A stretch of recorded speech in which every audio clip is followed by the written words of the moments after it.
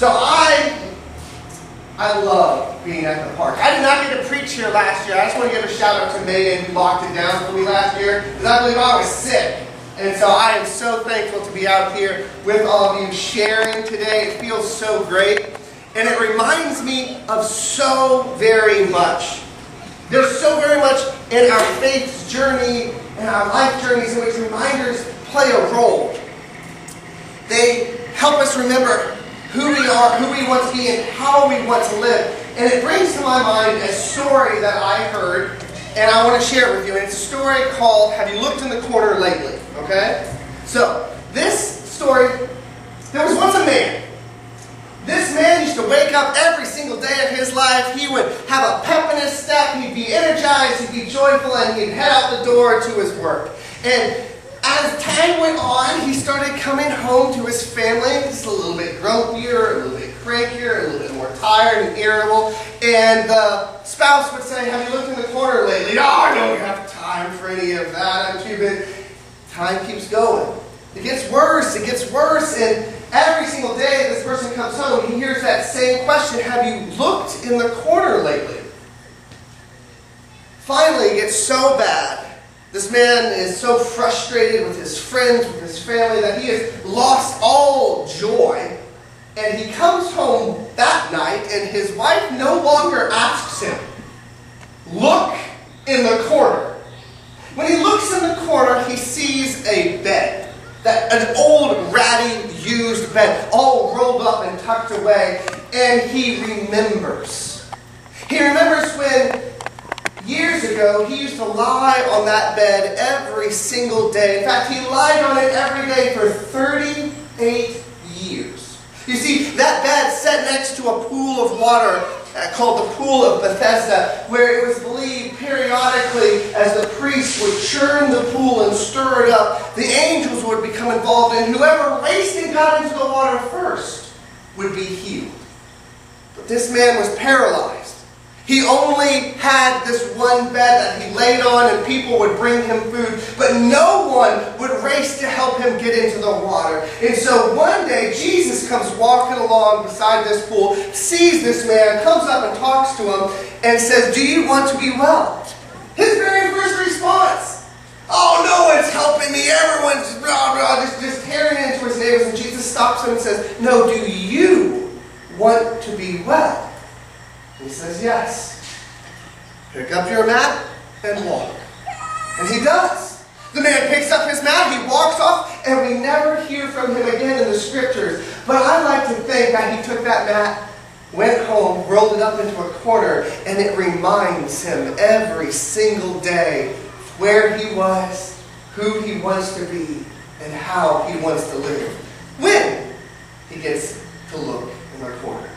It's a story that helps us so much, because a good reminder is like that mat in the corner, calling us back to a life lived with God. Now, I want you to hear this. The entire book of Romans kind of plays that role. Romans is written as a reminder to all of the people in Rome in preparation for what Paul hopes to be a visit in which he helps them become the people he knows God wants them to be. In Paul's day, Rome was a hot spot. Okay? Every country in the world was being funneled into there, and there was so much bitter division, there was ugly discourse, there was terrible rumors about non-Romans. There was a growing anti-Semitic and anti-Christian movement underway, and there were even public acts of violence against anyone who disagreed with those in power. And it has been about 20 years since Christ ascended, and in that time period, Christianity has flourished. It has spread throughout the empire into the very heart of the empire itself, Rome. And yet all is not well with Christianity as much as it has spread in those 20 years. You see, about 10 years before this letter is written, all the Jews and Jewish Christians in Rome were exiled. They were kicked out of the city of Rome for rioting. It was just an excuse. There was so much tension over what was taking place in Israel that the Romans in Rome decided to force all the Jews and Jewish Christians out of the city. They were forced to give up their buildings, their property, their businesses, and leave with just the clothes on their back. And when the emperor changes and a new emperor comes to power named Nero, the Jews are welcomed back under a new principle. But they're only welcomed back in word.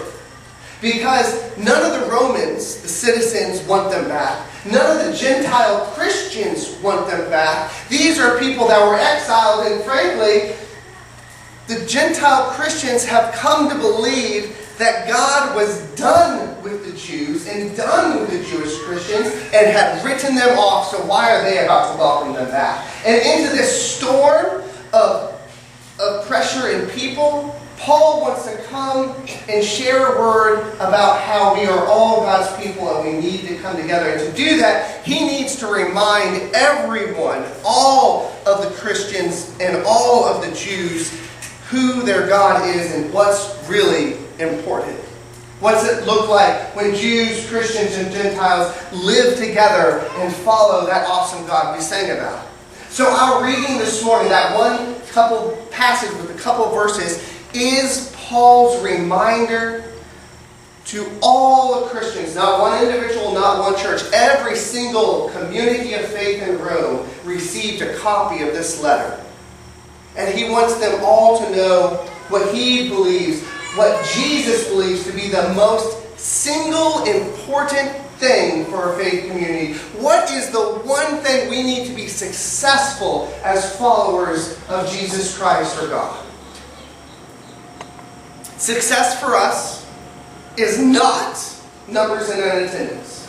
Success for us is not dollars in an offering plate. Success for us is not the size of a building, or in fact if everyone in the community likes us. Success for us is one thing: love. Just love. Now, Jesus is the one that gives it to it. I'm not just making this up. Jesus in the Gospel of John says, "Just as I have loved you, you should also love one another. By this, everyone will know that you are mine, my disciples, if you have love for one another." That is how you are known as a Christian. That is the mark. That is the litmus test. To love. To love so readily and so widely that we are known by our love. Love that is how the world will come to know that we believe and we belong to Jesus. Loving where and when it is least expected is where it will be most noticeable and most needed in this world. However, the kicker for us today is not just love. We all have love in our lives, right? I pray you have love in your life. But sometimes we got to be reminded that it's not just having love, it's how we love. We are to love, Jesus says, in the same way that He loved us. And I'll be honest right now, this type of love is tough. And I'm not talking about tough love, like a disciplinary type of love you might have with your child. I'm talking about love that is hard and tough because doing it takes energy, takes effort, takes something more. This type of love does not just spring forth from our emotions, right? It comes from our will, our choice. This type of love does not just happen if we act sincerely and go about life in a natural way. You can look around the world for the last 2 centuries. All the war, all the poverty, all of the exploitation of humans. And it shows you that if we just go around naturally, we don't love like this. Love as Jesus loving us asks us to do more than just avoid harming people. You see, that do no harm is a great part of love. But did you know there was a wise man that once said even a stone could do it? Because every rock on the side of the road is doing no harm until we pick it up and throw it. Love that we are asked to do is more than that. It's a higher and harder calling than that. Instead, I like to think of the words that John Wesley used over 300 years ago to describe this type of love. He says, the same love that restricts us from all evil incites us to all good. Love compels us to seek the best possible future for those around us, even those we dislike, and then to act towards it. So, what does that love actually look like? It feels so inauthentic in our culture today to love without the feeling. It's almost like we are pretending to love people, pretending to love this world. But to love as Christ loved us, before we feel it, it is not inauthentic, and it is not some sort of pretending love. The action of love is a step. It's a step towards that genuine love. Because here's the thing. If you treat someone you dislike and actually cared very deeply for them, if you think of how it is to live inside of their bodies and walk in their shoes, then it very may well happen that you develop a growing sympathy arising within you. And from that sympathy comes real affection. And from that real affection comes genuine love. The love that Paul speaks of is tough and not simple. It's a Christ-like love that will grit its teeth and act as if the emotions were in place, knowing and trusting that they will come with time. This is how Jesus wants us to be known, as people who love as He did. It takes a jaw-clenching type of love to forgive those people and you hang on a cross. It takes a back-breaking type of love to care and listen to the very Roman centurions that are oppressing your people. It takes a forgiving type of love to stand before a crowd in front of a sex worker so that she knows she is cared for and beloved by God. It takes more than just a happy, whimsical, go about your business type of love. It takes a love that comes from deep and becomes a choice you make every single day. We need to teach out of love, serve out of love, encourage out of love, forgive out of love, help out of love, because the world needs it, and we need to be changed by living that type of love. You see, emotions fade, fervors dampen, even willpower can lose its focus, and in our lives we can easily grow weary and sleepy again of trying to love like this. And so we need reminders. The Romans, the Christians in Rome, they needed reminders, and Paul knows that and calls out to all Christians, them and us today, to wake up and put us back towards that main thing. That thing that Jesus told His disciples before He left them. You will be known by loving others as I have loved you. Paul describes this time in our life, right? This time in our life as the moment between night and morning of a new day. In that moment before full dawn, when we are far closer to the morning than the darkness of the night, but we can't fully see the sun yet. We live in the moment that this world is still full of sin and pain, and yet we can also hear and feel that first breath of a new creation with Jesus conquering both sin and death on Easter morning. This passage has been put to this beautiful poem and prose by so many authors. And I want to share just one of them with you. This life, a night. The resurrection, the day. The gospel shining on the heart is the dawn of this day. We are to awake out of sleep, to rise up and throw away our night clothes. fit only for darkness, and to put on new.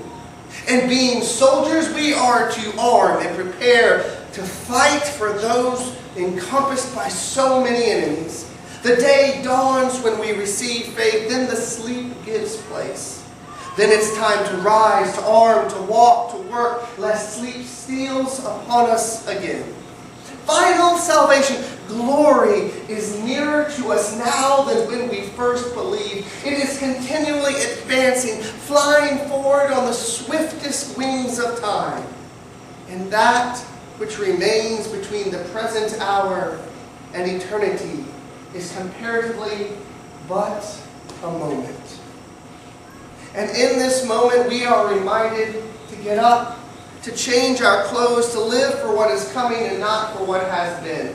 To take off our old ways and our night clothes and put on a new armor, a new set of tools, a new set of clothes, a new set of actions. To put on Christ, to put on love. To put on things that are fit for living. Because ultimately this great work of love, because it's a work of love. It occurs daily. And it occurs at the local level. It's nice and grand up here, but this is the type of love that needs to be carried into the street, into the theater, into the office, around the table, into the factory. It needs to be carried on the phone. It needs to be carried online. There will always be room for improvement. There will always be opportunities that we fail, needs for humility, need for forgiveness, need for fresh starts. But we will only grow in love as we strive to live in it. As I said, this place, this park reminds me of so much, and I've been here for so short a time. One of the things it reminds me of, though, is that last year, the last time we gathered here as a church, there was a man standing in that corner. And that man came up to me and he told me, thank you. Thank you, because in a time in which it feels like everything in the world is trying to divide us and set us against each other, you are just providing us a simple opportunity to come together, have fun, and feel loved. All we were doing was cooking hot dogs. But in doing that, we gave place for someone to feel loved amongst a people that would not have given him the time of day. As we leave here today, take a moment to look into your corner. Be reminded by the action of God in your life. Be reminded that you are loved. And be reminded that you have been tasked with carrying that love out into the world, that it might know Jesus lives. We all have our mats. Let's wake up, recognize them, and remember the story that changed our lives. The story of a love that changed this world, so that we can live it. Amen?